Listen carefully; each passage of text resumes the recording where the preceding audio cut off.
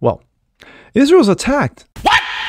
But where, oh where, did the money come from? What? To fund Hamas and its allies?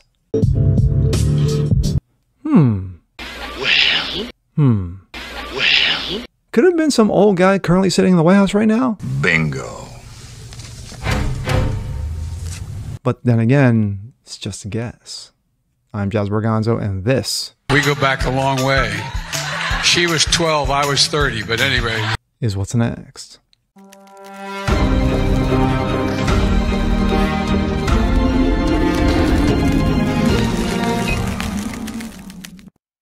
What's up, everyone? Jazz Berganzo, what's next? Your daily dose. How are you guys feeling today on this Sunday? Of course, this is the weekend edition. Oh boy. Well, in my last video, I talked about the attack on Israel, the injuries, the casualties, and what Benjamin Netanyahu is doing from that point forward. And of course, he has called it out an all-out war. Now, I mentioned briefly regarding how did Iran fund Hamas? Well, it turns out that $6 billion in frozen assets from Iran were frozen, of course, by the United States, by one Donald Trump. But Dementia Joe said, well, you know, they got to eat. You know, they need groceries. You know, they got to, you know, shop for the, you know, upcoming school year, you know, and clothes for their kids. So I'm going to release that monies back to Iran because, you know, what's the worst they can do with it? And now we know. This coming out of Breitbart. How Dementia Joe helped fund Hamas allies before unprecedented Israeli attack. Entities known to maintain friendly ties to the Palestinian terrorist organization Hamas, from Iranian Islamist regime to Venezuelan socialist dictator Nicolas Maduro, have enjoyed years of financial benefits from eased sanctions under leftist Joe Dementia. Benefits meriting closer scrutiny in the light of an unprecedented wave of terrorism striking Israel on Saturday. Israeli authorities estimate that over 300 people have died and identified nearly 1,600 wounded in the past 24 hours as a result of thousands of rocket bombings and waves of street attacks against civilians. Reports indicate that Hamas terrorists took an unknown number of Israeli civilians, estimating a total of dozens, including women, children, elderly people with dementia, hostage. Terrorists have flooded social media with graphic videos appearing to show the torture of hostages. Speaking of, there's a number of videos circulating, especially one in Canada, where you have a bunch of lovely people holding Palestinian flags and jumping up and down and, you know, praising Allah. Of course, after Israel's attack, and of course, no surprise, you know, Justine skirt wearer Trudeau is nowhere to be seen. But then again, I'm not surprised. And it also kind of reminds me of just after 9/11, when we were attacked, they flashed to a video in in Iraq, where you had a bunch of women jumping up and down, screaming and yelling like they hit the lottery. Then again, small world. Hamas has branded the terror spree a la S deluge and vowed the attacks would continue indefinitely. The Palestinian terror attacks happened on the day of Jewish holiday of Shemini Azred, the final day of the annual High Holy Day cycle. The attacks follow years of dementia policies aiding supporters of Palestinian terrorism. Most recently, in September, a report revealed that the State Department granted over $90,000 in funding to the Phoenix Center for Research and Field Study in Gaza, a non-governmental, quote-unquote, group that describes itself as supporting armed resistance against Israel. Yes, like, what is that? I think is it BID or BDI or something like that? Less directly, but perhaps more influentially. The Dementia administration has aided some of Hamas's most high-profile international supporters.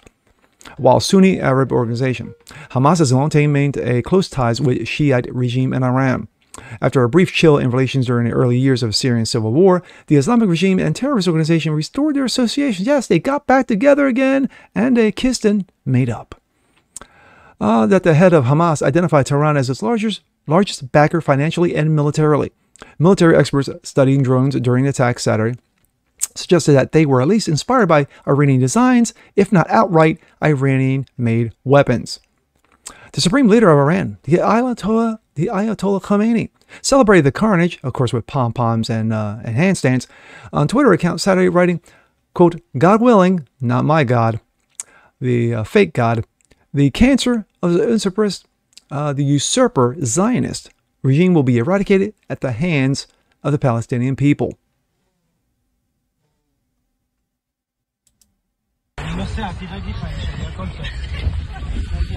These are Jewish people running for their lives, while those recording it are laughing it and having a party. Ridiculous. Fucking ridiculous. Appeasement policies during Iran have been the cornerstone of the Dementia's administration approach to the Middle East. Tehran most recently received word that the White House would move to allow access to $6 billion in frozen assets as part of sanctions on the country for its funding of terrorist activity. Well, nice. Yes, here you go for your groceries and for your clothes shopping. Biden reportedly traded the $6 billion for a release of 5 Americans held hostage in Iran. The United States reportedly facilitated the unfreezing of $6 billion held in South Korea and the transfer of the monies to Iranian ally Qatar before the Americans were freed. Quote, "This is not a ransom," White House National Security John Kirby, yes, bend over Kirby, said in August. Before reports citing that Dementia administration officials confirmed the agreement on September 11th, on the anniversary of 9/11. That's when they confirmed the monies. Can't make this shit up. Khomeini marked the anniversary of September 11, 2001 jihadi attacks with a speech celebrating the demise of the United States. The main lines of transformation of several things. First of all, the weakening of the world's arrogant powers, Khomeini said. They find themselves the eradicators of the American power, and the world-like economy are declining.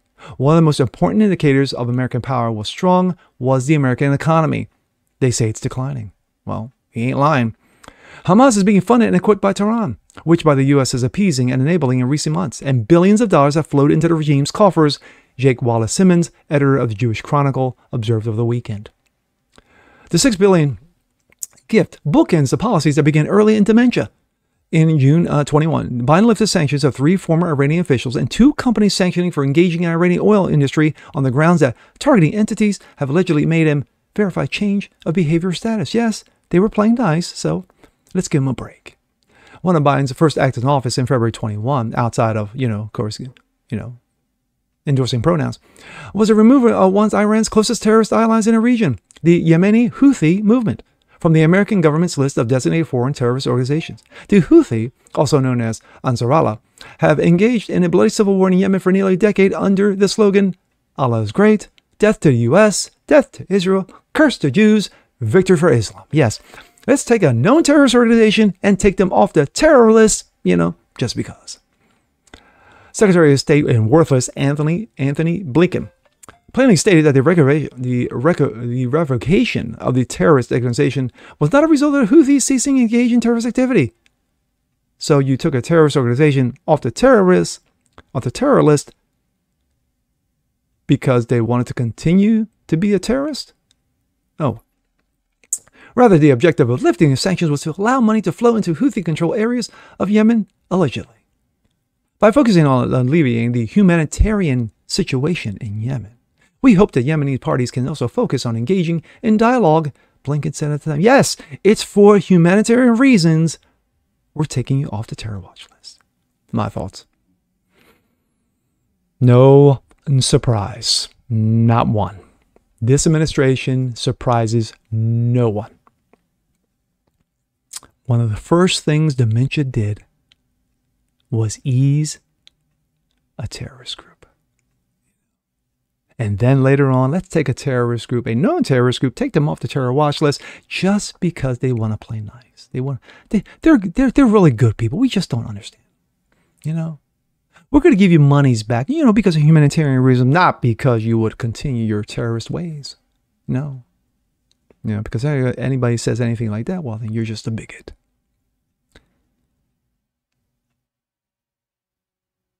Now, Israel got attacked. And all the monies that were released. Thank you, Joe Dementia. Good job, Joe. Good fucking job. But to Joe's credit, he did say he would be releasing $8 billion of U.S. funding to Israel because, of course, we got your back. Biden said just the other day, we got your back, Israel. We've always had your back. Well, I'm sure someone came to Joe and said, well, we got to do something, dude. We really fucked up. We gave that money back. Well, we thought it was going to be, because of, the kids had to eat. They had to pay the rent, pay the mortgage. And they used it for terrorist ties. So we got to do something. When you have a piece of shit, riddled, dementia old man running the most powerful economy on earth, the most powerful military on earth, well, of course, it's no longer that. It's, it's run by pronouns and, alphabet crew. And then you turned it into trash. What are other world leaders? What do you expect them to say? What do you expect them to do? You expect, as Russia and China laughs, as we always know they have since dementia took office. And of course, Iran knew that they were going to get their monies back because it wasn't going to be from Donald Trump. Donald Trump wouldn't have allowed this shit. No matter what you think of him, no matter what side of the aisle you're on him, whether you love him or you hate him, when it came to terrorism, anti-terrorism, Trump was no joke. We saw what he did with Syria when he dropped that Moab on him. No joke. This shit wouldn't have been allowed. Those monies were frozen because of Trump's administration. And the attack on Israel, oh, I guarantee you, he would have been calling them within minutes and saying, listen, we got your back. Whatever you need, we got you. But for the meantime, we're going to take a step back. Do what you got to do. Wreck lives. Bomb the out of them. Back to the Stone Age. But you need us, we got you. But under this administration, yeah. All in for Ukraine.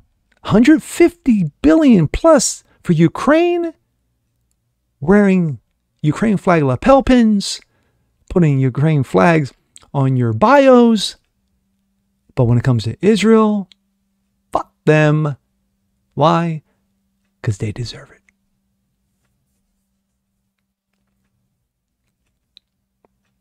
And with that being said, I'm Jazz Organzo. This is What's Next. Want to see more like this? Please leave a comment below. Like it, share it, subscribe to it. Hit that notification bell so you guys never miss a thing. And we'll see you next time. Peace.